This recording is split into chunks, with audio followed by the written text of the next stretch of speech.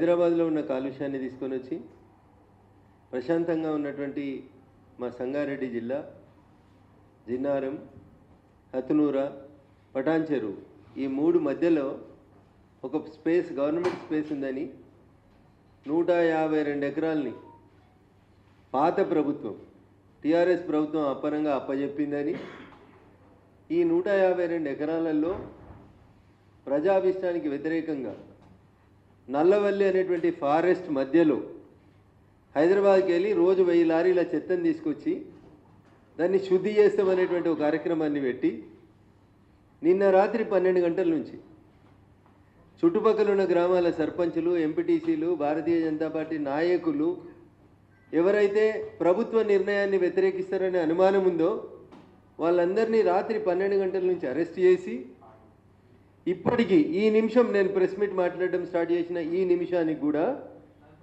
సంగారెడ్డి జిల్లాలో ఒక police training centre అని ఉంటుంది, చిద్రుప్ప అనే విలేజ్లో ఉంటుంది. ఆ చిద్రుప్ప విలేజ్ అవుట్స్కట్స్లో ఇప్పుడు ఈ నిమిషానికి 200 మంది గౌరవ ప్రజాప్రతినిధుల్ని, ఊర్లలోకి వెళ్ళి లీడర్లని రాత్రి 12 నుంచి తెచ్చిపెట్టి, అదైతే ఊరు బయట ఎక్కడో ఉంది అనేటువంటి ఒక ప్రదేశం అని చెప్పి తీసుకుపోయి అక్కడ పడేసి లారీలను పెట్టి, జేసీబీలను పెట్టి నల్లవల్లి ఫారెస్ట్ మధ్య లోపల పనిని ప్రారంభించారు జిహెచ్ఎంసీ మరియు మా సంగారెడ్డి జిల్లా రెవెన్యూ యంత్రాంగం. దీన్ని తీవ్రంగా ఖండిస్తూ ఉన్నాం.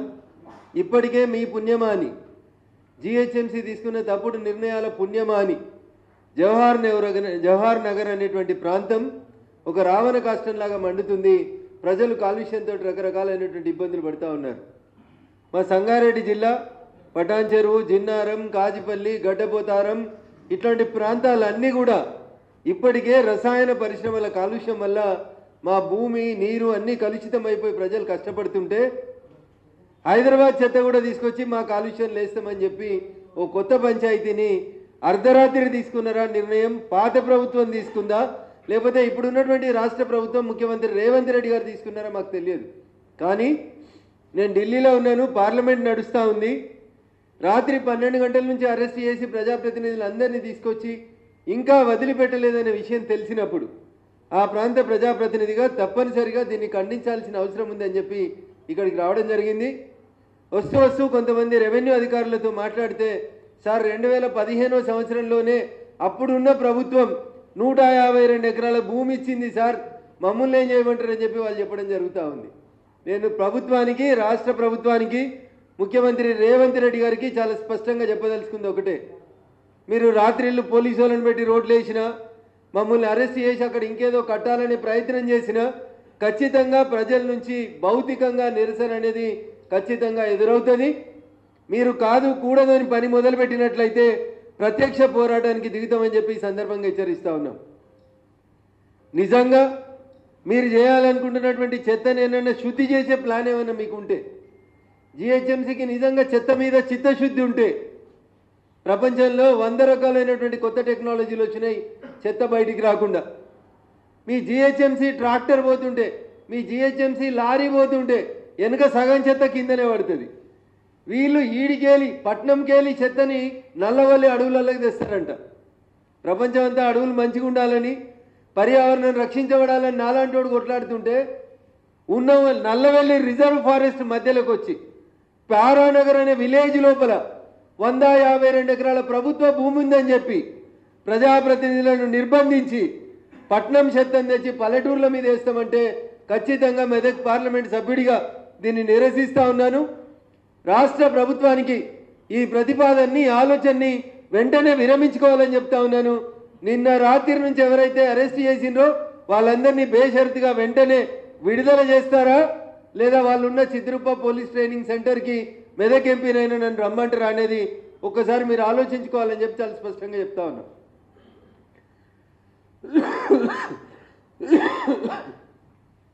ప్రజాస్వామ్య దేశంలో ప్రజల అభిష్టాన్ని కాదని మా ఊర్లో చెత్త వస్తే, మా ఇంట్లో చెత్త వస్తే తడి చెత్త, పొడి చెత్త అని మేము ఎక్కడికక్కడ సెపరేట్ చేసి మా పల్లెటూర్లను మేము కాపాడుకుంటుంటే మీరు హైదరాబాద్ చెత్తనంతా కలెక్ట్ చేసి తీసుకొచ్చి మా సంగారెడ్డి జిల్లాలో పచ్చని అడవుల మధ్య వేసి వాసనని, కాలుష్యాన్ని, భూగర్భాలని నాశనం చేస్తామంటే దాన్ని ఎట్టి పరిస్థితులలో కూడా జరగనీయం. కాబట్టి జిహెచ్ఎంసీ కమిషనర్ గారు రాత్రిపూట పోలీసు వాళ్ళని పెట్టి 100 లారీలు పెట్టి అరణ్య రోదనలాగా మా ప్రజల గొంతును నొక్కాలనుకుంటే ఖచ్చితంగా ప్రత్యక్ష పోరాటానికి ఆందోళనకు దిగుతామని చెప్పి ఈ సందర్భంగా హెచ్చరిస్తా ఉన్నాం.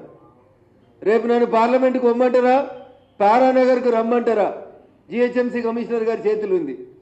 ఇట్లే మీరు తలతిక్క పనులు చేసి రాత్రిపూట పోలీసు వాళ్ళని పెట్టి ఊర్లలో ప్రజల్ని భయభ్రాంతులకు గురి చేస్తే ఖచ్చితంగా ఆ ప్రాంతాన్ని పరిరక్షించేటువంటి నాయకుడిగా అవసరమైతే రేపు పార్లమెంటు పోకుండా ఆగైనా అక్కడికి వచ్చి గొడవ చేయాల్సి ఉంటుందని చెప్పి ఈ సందర్భంగా హెచ్చరిస్తా ఉన్నాను. మాకెవరికి ఇన్ఫర్మేషన్ లేదు. అర్ధరాత్రి గోడలు కట్టుడేందో నాకు ఇంకా తెలియదు. అర్ధరాత్రి రోడ్లు వేస్తారంట. ఒకవేళ నిజంగా ప్రభుత్వ పని అయితే, ప్రభుత్వమే మీకు భూమి ఇచ్చినట్టయితే పగలు చేయరు, దొంగల్లాగా రాత్రి ఎందుకు చేస్తున్నారు? రాత్రిపూట రోడ్లు ఎందుకు వేస్తున్నారు? సర్పంచుల్ని ఎంపీటీసీని ఎందుకు అరెస్ట్ చేస్తున్నారు? ఏం హక్కుందని నిన్న అర్ధరాత్రి తీసుకుపోయినటువంటి ప్రజాప్రతినిధుల్ని ఇంకా 18 గంటల నుంచి మీ కస్టడీలో ఉంచుకుర్రో మా సంగారెడ్డి జిల్లా పోలీసులు చెప్పాలి. అడిగేటోడు లేడని ఎవడు ఇష్టారాజ్యంగా వాడు చేసుకుంటూ పోతే కుదరదని చెప్పి ఈ సందర్భంగా ఈ రాష్ట్ర ప్రభుత్వాన్ని హెచ్చరిస్తూ మళ్ళీ చెప్తా ఉన్నాం. ఇప్పటికే జవహర్ నగర్ను చూసినాం, వాళ్ళు ఎంత కొట్లాడుతున్నారో చూస్తున్నాం. ఎన్జీటీకి పోయిరు, హైకోర్టుకు పోయిరు, సుప్రీంకోర్టుకు పోయినరు. మీరు ఒకసారి ఏసుడు మొదలు పెడితే ఇక దాని ఆపుడు కష్టం. అందుకని మేము కూడా చాలా స్పష్టంగా నిజంగా అది జనాలకు ఉపయోగపడే పని అయితే మేము సపోర్ట్ చేస్తాం. మాకేదన్నా ఉద్యోగాలు ఇచ్చే 2 కంపెనీలు వస్తే సపోర్ట్ చేస్తాం. కానీ చెత్తం తెచ్చి పట్నం చెత్తం తెచ్చి పల్లెటూళ్ళలో వారేస్తాం, మీరు భరించుండ్రి, జిహెచ్ఎంసీ కంపెనంతా మీ మీద వదిలేస్తామంటే మేము భరించడానికి సిద్ధంగా లేం. ఇప్పటికే దుండిగల్ ప్రాంతాన్ని నాశనం చేసిరు, జవహర్ నగర్ని నాశనం చేసిరు, హైదరాబాద్ అయిపోయింది, రంగారెడ్డి అయిపోయింది. ఇక పచ్చగా మిగిలింది ఆ పటాన్ చెరువు చుట్టుపక్కల ఇంత అడవులు, నర్సాపూర్ చుట్టుపక్కల ఇంత అడవులు మిగిలితే ఆ పటాన్ చెరువు, నల్లవెల్లి, నర్సాపూర్ అడవుల మధ్యలోకి వచ్చి మీరు మంట పెట్టాలని చూడడం అనేది మంచి పద్ధతి కాదు. అయ్యా జిహెచ్ఎంసీ కమిషనర్ గారు, సంగారెడ్డి జిల్లా కలెక్టర్ గారు, పోలీసుల పహారలో మీరు వేస్తున్న రోడ్లని, మీరు చేస్తున్న పనులని రాత్రిపూట కొనసాగించేది ఉంటే ఖచ్చితంగా వాటిని ఆపేందుకు ఇక్కడి నుంచి అక్కడికే వస్తామని చెప్పి ఈ సందర్భంగా వరకు చాలా స్పష్టంగా హెచ్చరిస్తా ఉన్నాం. కాదు కూడదంటే మమ్మల్ని కూడా జైల్లో పెట్టి, మమ్మల్ని అందరినీ, మా ప్రజాప్రతినిధులందరినీ జైల్లో పెట్టి మీరు పనిచేసుకోవాల్సి ఉంటుందని చెప్పి ఈ సందర్భంగా హెచ్చరిస్తూ సంగారెడ్డి జిల్లా జిన్నారం మండలం పారానగర్ గ్రామ పంచాయతీ పరిధిలో చెత్త డంపింగ్ కోసం తీసుకున్న 152 ఎకరాలని వెంటనే మా జిల్లా రైతాంగానికి, ఫారెస్ట్ విభాగానికి హ్యాండ్ ఓవర్ చేసి మంచి ఆయుర్వేద మొక్కలు పెంచి మా జిల్లా ప్రజల ఆరోగ్యాన్ని కాపాడాలని చెప్పి మేము ఈ సందర్భంగా డిమాండ్ చేస్తూ ఉన్నాం. చెత్తని ఎట్టి పరిస్థితులలో భాగ్యనగరం నుంచి, హైదరాబాద్ నుంచి మా మెదక్ జిల్లాకి చెత్తను పంపే కార్యక్రమాన్ని విత్డ్రా చేసుకోవాలని చెప్పి ఈ సందర్భంగా మేము డిమాండ్ చేస్తూ ఉన్నాం, హెచ్చరిస్తూ ఉన్నాం. ప్రత్యక్ష పోరాటాలకు వచ్చేదాకా చూడొద్దని చెప్పి ఈ సందర్భంగా గౌరవ ప్రజాప్రతినిధులందరూ కూడా తెలియజేస్తూ ఉన్నాను.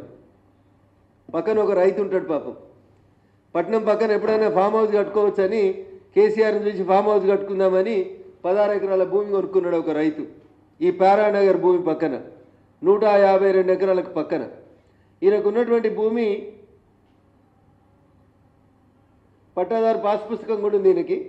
ఈయన 1994 సంవత్సరం లోపల ఈ భూమిని కొనుక్కున్నాడు. ఈ భూమిని కొనుక్కొని 16 ఎకరాల 21 గుంటల భూమిని కొనుక్కొని ఈయన అక్కడ వ్యవసాయం చేస్తూ ఉన్నాడు.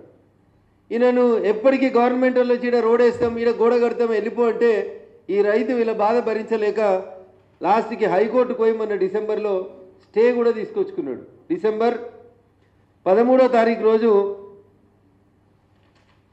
గౌరవ తెలంగాణ హైకోర్టు ఇంజక్షన్ ఆర్డర్ ఇచ్చి అసలు మీ భూమి ఏడుంది, ఈ రైతు భూమి ఏడుంది, సర్వే చేయండి, అంతా ప్రభుత్వ భూమి అని చెప్పి ఎవరి భూమిలోకి పడితే వాళ్ళ భూమిలోకి పోయి చెత్త పోసే కార్యక్రమాన్ని చేయొద్దని హైకోర్టు క్లియర్గా స్టే ఇచ్చిన తర్వాత కూడా ఈ రైతును కూడా ఇబ్బంది పెడుతున్నారు, ఈయనను కూడా అరెస్ట్ చేస్తూ ఉన్నారు.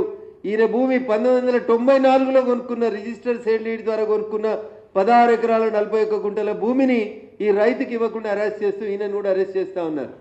ఇట్లా చేస్తే కంటెంప్ట్ ఆఫ్ కోర్ట్ అయితే సార్ ఖచ్చితంగా దీని మీద కోర్టు కూడా పోతామని చెప్పి ఈ సందర్భంగా గౌరవ పోలీస్ అధికారులని, రెవెన్యూ అధికారులని హెచ్చరిస్తూ నిజంగా ప్రజల మేలు కోరేటోళ్ళు అయితే మా దగ్గరికి చెత్త తీసుకురావద్దంటూ చెప్పి ఈ సందర్భంగా వారిని అందరినీ కూడా హెచ్చరిస్తూ ఉన్నాను. థ్యాంక్ యూ అన్న. జర కష్టపెడితే మొన్న వెల్మెల కష్టపెట్టినట్టు మళ్ళీ రేపు పొద్దున కష్టపెడితే ఒకసారి పారానగర్ కూడా కష్టపెడతామేమో. ఒకవేళ ఈ రాత్రి పనులు జరుగుతున్నాయి వాళ్ళని వదిలిపెడతలేరంటే ఖచ్చితంగా రేపు పార్లమెంటు